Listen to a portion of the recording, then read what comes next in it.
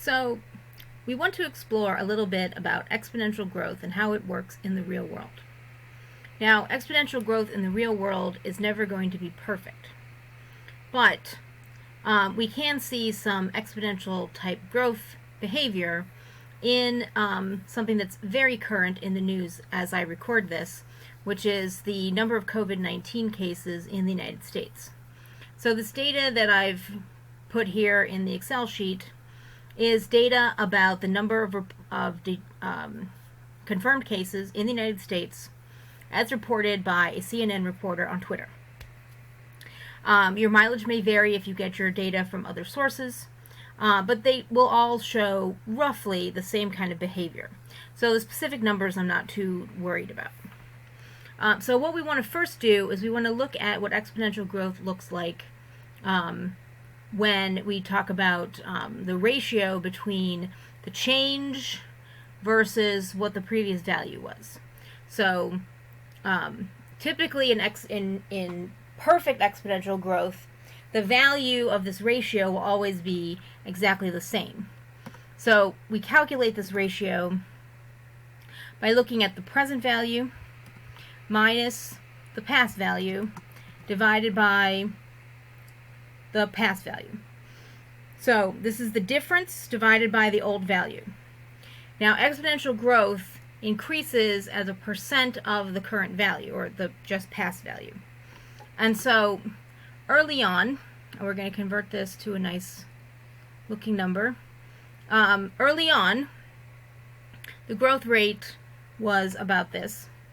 And if you project this calculation out over time, you can see that unlike perfect exponential growth that you would get out of an equation, the exponential growth that we're seeing here is not perfect. It's not always the same percentage. But this is real-world data, and real-world data is rarely perfect. How do we know this is exponential growth?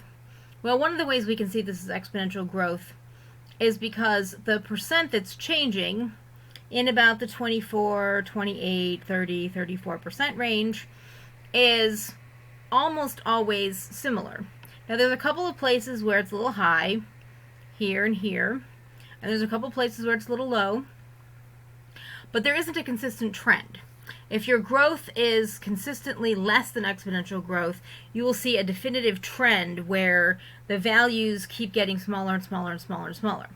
If the growth is significantly faster than exponential growth, you will see these percentages get larger and larger and larger over time. If they stay about in the same general vicinity with about the same common mean, then it's a little noisy, but otherwise is in fact representative of exponential growth. Now what we can do is we can actually calculate the average just to see what the average growth rate is over time. And we get about 31%. So if we were to project this out, we would expect that there would be a 31% increase over the previous value. So for the 19th, we would expect about 31% increase over our 8,760 reported cases. And that might be in actuality a little more or a little less, but on average, it should stay roughly in this vicinity. This is the algebra of exponential growth. And now what we want to look at then is we want to look at some statistics, and we want to extend this information just a little bit further and get an actual equation. So if we go over to, I've copied the same data on the second sheet of paper, second worksheet, and so what we're going to do with this is we're going to actually make a graph of it.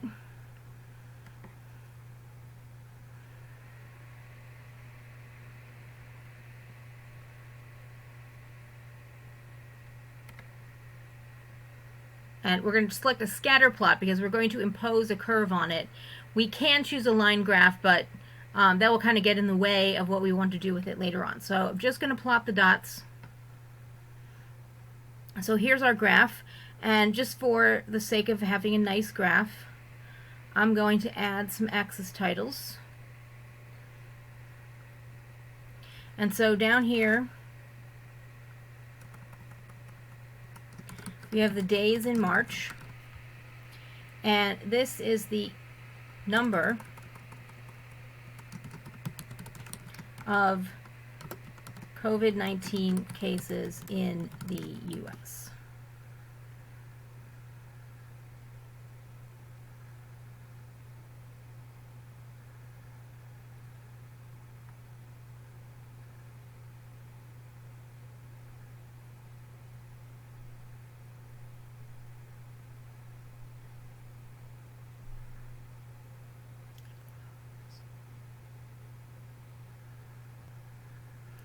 Okay, so number of COVID-19 cases in the U.S.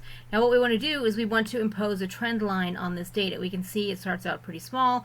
It has this telltale growth where each time it grows by a little bit more each time. So this is looking like exponential growth. Looks like an exponential curve, but let's just double check. We're going to add a trend line.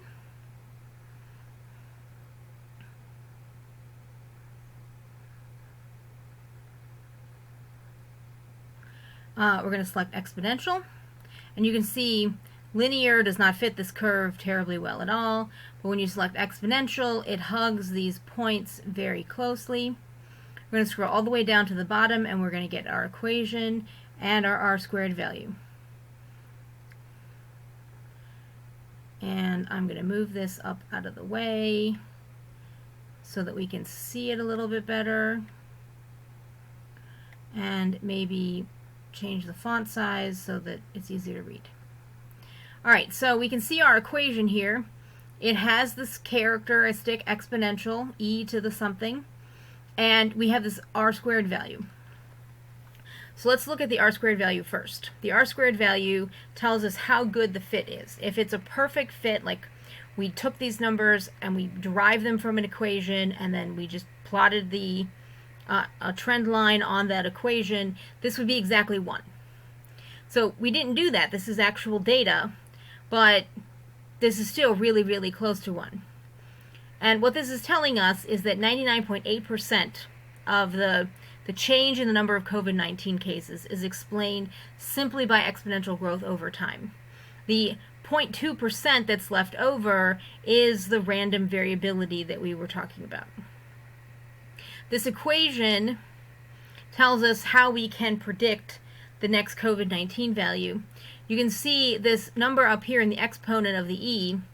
This is our continuous growth rate. It's 27.3%. This is a little different than the growth rate that we calculated on the from individual values. This is a discrete growth rate. This 27% is a continuous growth rate. We'll do a little calculation later to see how they relate to each other. But for right now, this number is similar to the previous number. And then 61 is telling us essentially what the number of cases was on day 0. And since March 1st was day 1, day 0 would have been February 29th. And you could go back into the archives and you could find out what the value actually was on February 29th. But for right now, we're not going to worry about that. What we'd like to do is we'd like just to compare what this equation predicts for the last day of our data versus what we actually have. So we're going to just use the equation, 61.102 times, and for the e, we have to do exp in Excel, 0.2733 times the number, times the number of days in the month. And so let's make this a nice whole number since we can't have decimal numbers of people. And what this is predicting is that if the trend for the previous 17 days had continued, we would have expected about 8,366 cases, and we actually had 8,760 cases.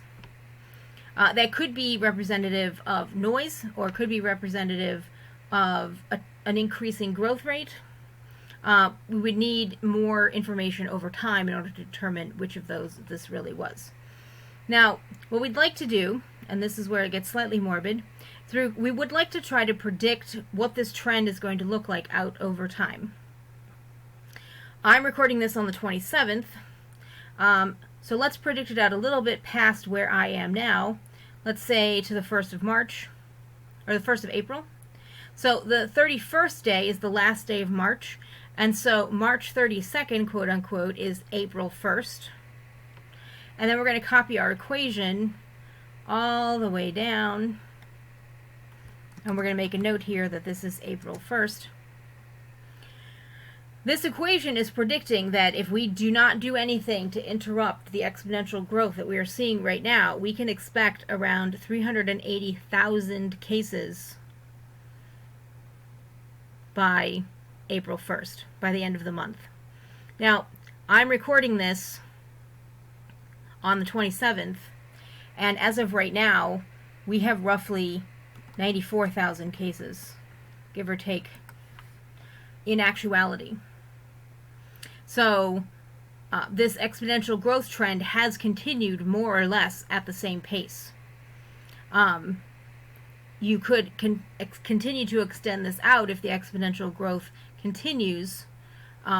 Exactly where we will be if we wait until the end of May, and so forth. Now, in reality, the exponential growth cannot continue indefinitely over forever, because eventually the population will be, so much of the population will become infected. It will be harder to infect new people, and so the growth rate will have to come down. The stay-at-home orders are trying to do that artificially. So eventually, this exponential growth function will in fact stop working. But for right now, 380,000 is a lot of people, but it is nowhere close to being all of the people in the United States, and so this exponential growth could continue for quite some time. You can likewise do this sort of analysis with death data if you want to be even more morbid.